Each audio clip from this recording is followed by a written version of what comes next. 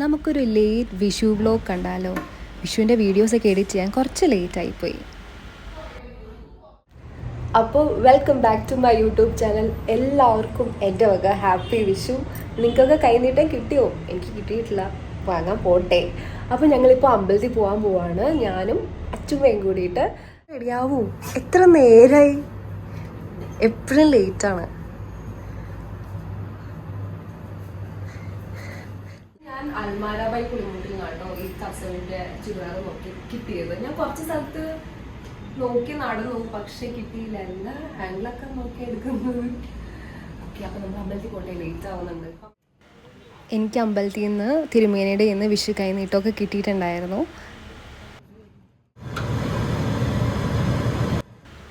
അങ്ങനെ ഇവിടുത്തെ പരിപ്പ് പായസമൊക്കെ റെഡി ആയിട്ടുണ്ട്.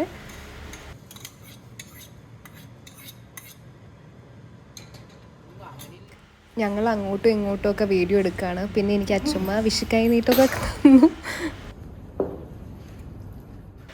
അങ്ങനെ സദ്യയൊക്കെ റെഡിയായി. നമ്മളെല്ലാവരും കൂടിയിരുന്ന് സദ്യയൊക്കെ കഴിച്ചു.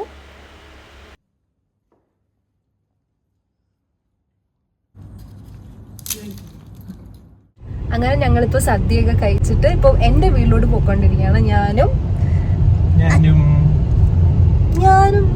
എൻ്റെ ആളും.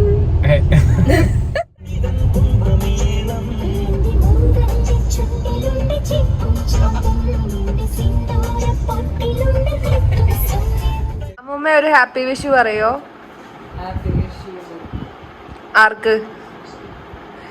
ഈ വീഡിയോ കണ്ടിരിക്കുന്ന എല്ലാവർക്കും എൻ്റെ അമ്മൂമ്മ ഒരു ഹായ് പറഞ്ഞേ.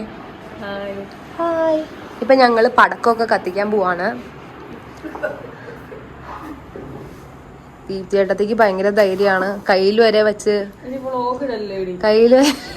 കയ്യിൽ വരെ വെച്ചിട്ട് പടക്കം പൊട്ടിക്കും.